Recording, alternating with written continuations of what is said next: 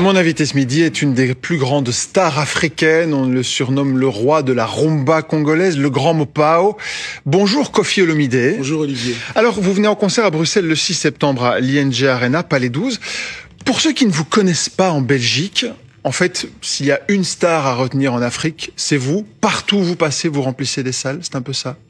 Un peu ça, ouais. Ouais, c'est un petit peu ça. J'aime bien le un peu, là. Un peu ça, parce que j'imagine que vous n'allez pas le dire vous-même.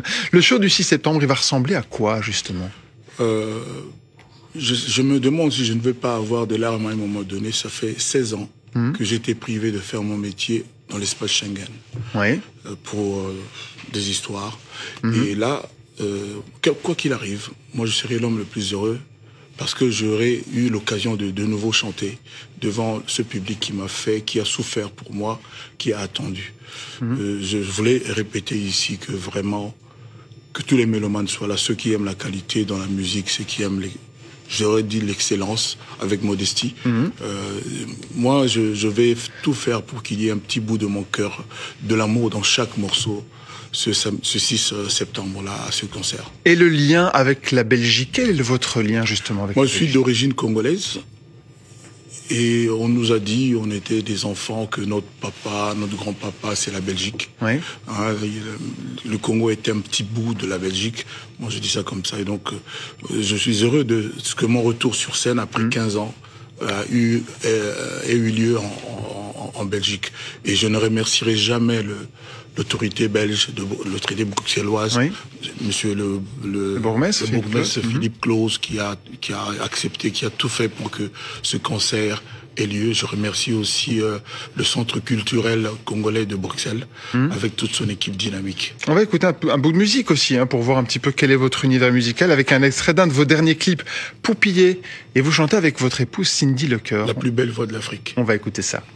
Et ambassadeur culturel de la République démocratique du Congo en 2022, ce titre-là, il représente quoi pour vous? C'était quand même pour moi la reconnaissance de la nation pour ce que j'ai quand même apporté. Vous savez, l'ancien président, celui qui est venu, celui qui était là avant, Monsieur Félix Tshisekedi, est rentré chez lui avec un de mes koras. J'ai été le seul artiste africain à avoir glané 4 koras, 4 awards. Les koras, c'est les awards suprêmes en Afrique. C'est ça. Et moi, j'ai gagné 4 en une même soirée. Ce n'était jamais arrivé avant. Et depuis là, ce n'est plus jamais arrivé. Et lui, il est parti avec un des koras. Il m'a remercié au nom de la nation. Et le chef de l'État, Tshisekedi, qui est un visionnaire, a vu en moi un bel ambassadeur de la culture. Il y a eu des accusations, j'ai été acquitté pour tout. Oui, vous êtes condamné pour séquestration dans les années 2000 par la Cour d'appel de Versailles, pour avoir séquestré des danseuses dans les années 2000. Non, c'est la Cour de Versailles qui m'a acquitté, qui m'a blanchi. Elle vous a blanchi pour les faits d'agression sexuelle? Non. Sur toutes les accusations, je suis acquitté, blanchi. Je n'ai rien fait. Je n'ai absolument rien fait. Vous savez, les gens c'est parce que honnêtement, c'est parce que j'ai lu, que sur Internet, aujourd'hui, on trouve un peu de tout. Ouais, sur le et site moi, je vous Monde, le dis, je suis un homme libre, un homme acquitté, un homme blanchi. Et pour mes enfants, pour mes fans, je veux que des éminentes personnes comme vous, dans ce genre de plateau magnifique, aillent jusqu'au bout de leur question en disant que je suis acquitté, blanchi. J'ai été accusé et je n'ai pas fait 1 minute de garde à vue, rien. Pour les faits d'agression sexuelle, rien du tout pour toutes les accusations. Pour les faits d'agression sexuelle, vous avez été acquitté. Certaines des femmes qui se sont plaintes disent on n'ose plus revenir au Congo.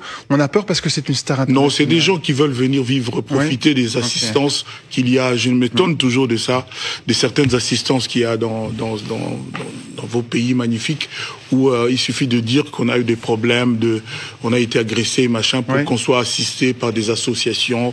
Ils ont voulu profiter de ça. La preuve, plus aucune d'elles ne fait plus danseuse.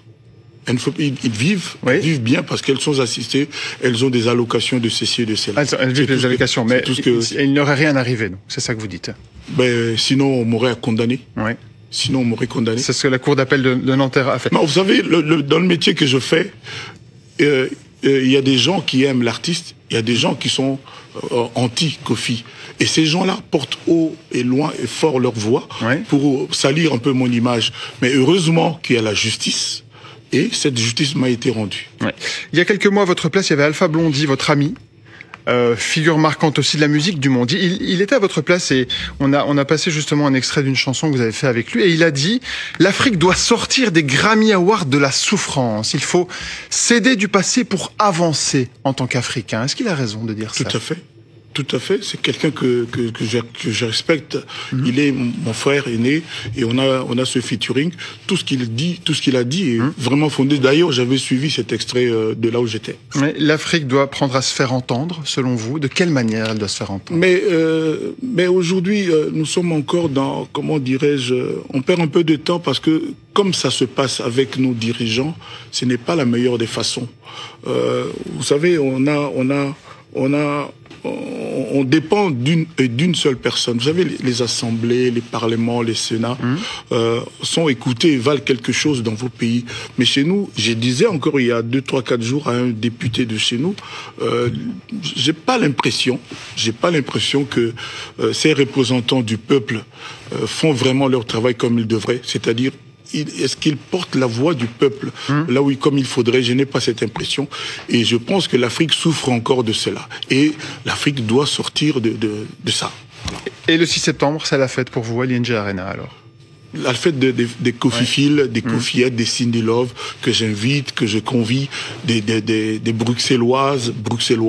J'invite vraiment toutes les personnes qui aiment la musique dans son excellence à être de ce concert.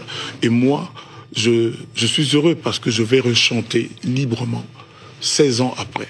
Eh bien, ce sera donc le 6 septembre. Merci beaucoup, Koffi Olomide, d'être venu. Et les billets sont en vente. Les billets physiques sont en vente au centre culturel congolais, non loin de la gare du Midi. C'est important que je le dise parce qu'il y a beaucoup de gens qui n'ont pas de carte de crédit, qui ne connaissent pas bien, qui ne maîtrisent pas le système des ventes en ligne. Et donc c'est accessible pour eux aussi. Merci d'avoir été avec nous. C'est moi qui vous remercie de cette chance que vous m'avez donnée.